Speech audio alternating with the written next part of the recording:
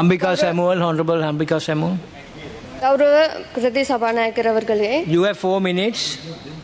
இன்றைய நாளிலே தோட்டத்தை சார்ந்த வீதிகளை அரசாங்கத்துக்கு சுகீர்த்து கொள்ள பிரேரணையை முன்வைத்த நிலையிலே அதற்கு ஆதரவாக கதைப்பதற்கு இந்த வாய்ப்பு கிடைத்ததற்கு நான் நன்றி தெரிவித்துக் கொள்வதோடு, இந்த நிலையிலே முன்வைத்த பாராளுமன்ற உறுப்பினர் எதிர்க்கட்சி சார்ந்தவராக இருந்தாலும் 76 வருட கால ஆட்சியிலே அவர்களுடைய ஆட்சிக்கு கீழ்தான் இந்த அமைச்சரவை அமைச்சு காணப்பட்டது.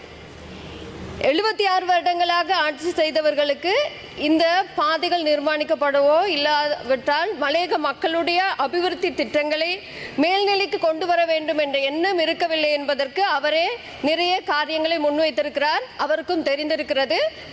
அதை குறித்து சந்தோஷப்படுகிறேன். விசேஷமாக மலையக மக்களானவர்கள், மலையக மக்களுடைய பிரதானமாக சாதாரண ஒரு பிரஜைகளுக்கு கிடைக்க வேண்டிய அடிப்படை வசதிகள் புறக்கணிக்கப்பட்ட சமூகமாகவே எங்களுடைய சமூகம் இன்று வரைக்கும் காணப்படுகிறது. அவர்களுக்கு தண்ணீராக இருக்கட்டும், வீதி அமைப்பாக இருக்கட்டும், அல்லது சுகாதார தேவைகளாக இருக்கட்டும், வாழ்விடமாகட்டும், இன்று வரைக்கும் அது ஒரு கேள்விக்குறியாகவே இருக்கிறது.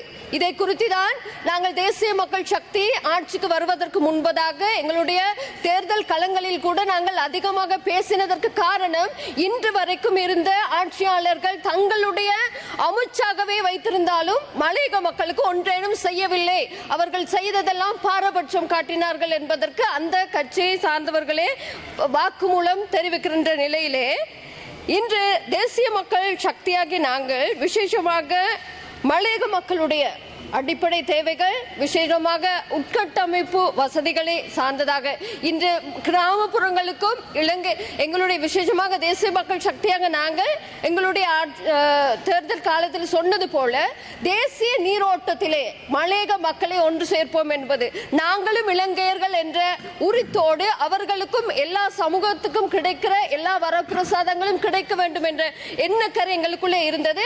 அது இந்த நாட்களிலே நடைமுறைப்படுத்தி வருகின்றோம். விசேஷமாக மலையக மக்கள் தங்களுடைய பிரதிநிதிகள் என்று கூறினவர்கள் செய்யாத விடயங்களை நான் செய்து வருகிறோம் என்பதை காட்டுவதற்காக ஒரு சில உதாரணங்களை நான் காட்டுகிறேன்.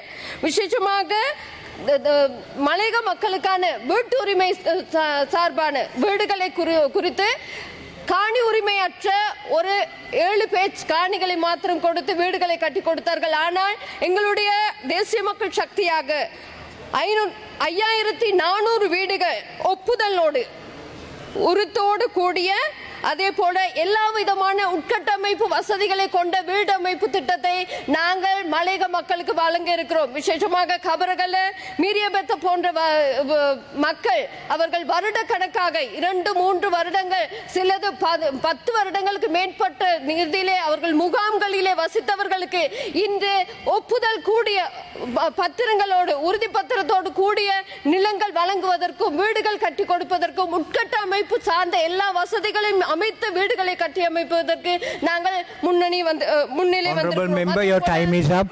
எங்களுடைய கிளீன் ஸ்ரீலங்கா அடிப்படையில் கூட நாங்கள் கிளீன் ஸ்ரீலங்காவிலே மலையக மக்களை புறம் தள்ளாதபடிக்கு அவர்களையும் எடுத்து நிர்மாணிக்கப்பட வேண்டிய, விசேஷமாக அவர்களுடைய தனிப்பட்ட வீடுகள் அவர்களுக்கு அமைத்து கொடுக்கும் வரைக்கும் அவர்கள் இன்று வசித்துக் கொண்டிருக்கிற லயன் காம்பராக்களிலே நிர்மாணித்து கொடுப்பதற்கு, புனரமைத்து கொடுப்பதற்கான வேலை திட்டங்களிலும் அந்த மக்களை உட்படுத்தி இருக்கிறோம். அதே போல வீதிகளாக இருக்கட்டும், பாலங்களாக இருக்கட்டும், வசதிகளையும் நாங்கள் செய்திருக்கிறோம். எனவே தேசிய மக்கள் சக்தியானது நாங்கள் சொன்னது போல அப்பி கிவா வகையම අපේ ආණ්ඩුවේ යටතේ අපි මේක නිසාම තමයි ජනතාව ඒ මෙච්චර කල ආණ්ඩු කරපු